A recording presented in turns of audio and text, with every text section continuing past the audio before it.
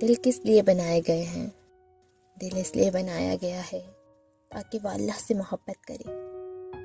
لوگوں کی محبت کو تم اپنا غم نہ بناؤ۔ بس لوگوں کے دل تو الٹتے پلٹتے رہتے ہیں، لیکن اپنا غم اللہ کی محبت کو بنا لو، کیونکہ جب اللہ تم سے محبت کرے گا تو لوگوں کے دل بھی ایسے بنا دے گا کہ وہ تم سے محبت کریں۔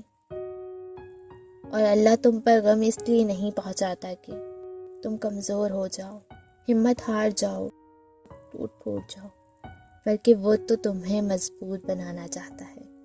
وہ تو تمہیں تمہارے اندر چھپے ایک غیر جذباتی اور قومی انسان سے آشنا کروانا چاہتا ہے۔